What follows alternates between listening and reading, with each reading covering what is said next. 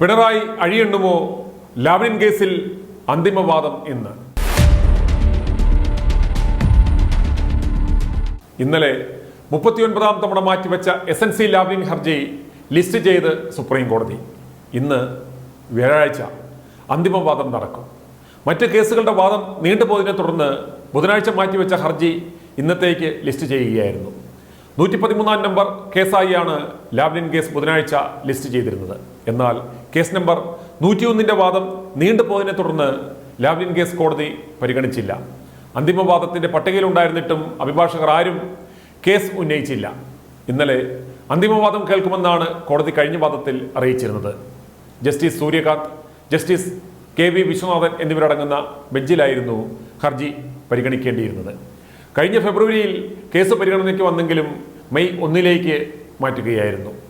ഇടുക്കി ജില്ലയിലുള്ള പള്ളിവാസൽ, ചെങ്കുളം, പന്നിയാർ ജലവൈദ്യുത പദ്ധതികളുടെ പുനരുദ്ധാരണത്തിന് കനേഡിയൻ കമ്പനിയായ SNC ലാവ്ലിനുമായി ഒപ്പിട്ട കരാറുകളുമായി ബന്ധപ്പെട്ട വ്യവസ്ഥാ ലംഘനങ്ങളാണ് ലാവ്ലിൻ കേസിന് ആധാരം. പ്രസ്തുത കരാർ ലാവ്ലിൻ കമ്പനിക്ക് നൽകുന്നതിന് പ്രത്യേക താല്പര്യം കാണിക്കുക വഴി സംസ്ഥാനത്തിന് 374 കോടി രൂപയുടെ നഷ്ടം സംഭവിച്ചിട്ടുണ്ടായിരിക്കാമെന്നാണ് ലാവ്ലിൻ കേസിലെ പ്രധാന ആരോപണം. കേസിൽ 9ാം പ്രതിയാണ് മുഖ്യമന്ത്രി പിണറായി വിജയൻ. 1ാം പ്രതിയായ മുൻ ഊർജ്ജ സെക്രട്ടറി K മോഹനചന്ദ്രൻ, 10ാം പ്രതിയായ മുൻ ഊർജ്ജ ജോയിന്റ് സെക്രട്ടറി A ഫ്രാൻസിസ് എന്നിവരെ വിചാരണ കൂടാതെ കുറ്റവിമുക്തരാക്കിയ CBI കോടതി വിധി 2017 ഹൈക്കോടതി ശരിവെച്ചിരുന്നു. ഇതിനെതിരായ CBIയുടെ അപ്പീലാണ് ഇപ്പോൾ സുപ്രീം കോടതിയിലുള്ളത്. 2005 മാർച്ച് 31 അവസാനിച്ച സാമ്പത്തിക വർഷത്തിലെ CAG റിപ്പോർട്ടിലാണ് ലാവ്ലിൻ ഇടപാടുകളെ സംബന്ധിച്ച ഗുരുതര പരാമർശങ്ങൾ വന്നത്. 2006 ഫെബ്രുവരിയിലാണ് പ്രസ്തുത റിപ്പോർട്ട് സമർപ്പിക്കപ്പെട്ടത്. കംട്രോളർ ആൻഡ് ഓഡിറ്റർ ജനറൽ ഈ ഇടപാടിനെ കുറിച്ച് നടത്തിയ പ്രധാന കണ്ടെത്തലുകൾ ഇനി പറയുന്നവയാണ്. SNC ലാവ്ലിന് കരാർ നൽകുന്നതിനും പുനരുദ്ധാരണ പ്രവർത്തനങ്ങൾക്ക് വേണ്ടി പദ്ധതികൾ തിരഞ്ഞെടുക്കുന്നതിലും ആവശ്യമായ നടപടിക്രമങ്ങൾ പാലിക്കപ്പെട്ടിട്ടില്ല. വിദേശ ധനസഹായം ധാരണയാക്കുന്നതിൽ കാണിച്ച അലംഭാവം വൈദ്യുതി ബോർഡിന്റെ സാമ്പത്തിക താൽപ്പര്യങ്ങളെ ദോഷകരമായി ബാധിച്ചു. പലവിധ സാങ്കേതിക പ്രശ്നങ്ങൾ മൂലം പുനരുദ്ധാരണത്തിന് ചിലവായ 374.50 കോടി രൂപയ്ക്ക് ആനുപാതികമായ ഉൽപാദനക്ഷമത കൈവരിക്കുവാൻ കഴിഞ്ഞിട്ടില്ല. വൈദ്യുതോൽപാദനത്തിൽ വർധനവില്ലാത്തതുകൊണ്ട് ഉൽപാദനക്ഷമത എന്ന അടിസ്ഥാന ലക്ഷ്യം കൈവരിക്കുന്നതിൽ കരാർ പരാജയപ്പെട്ടു.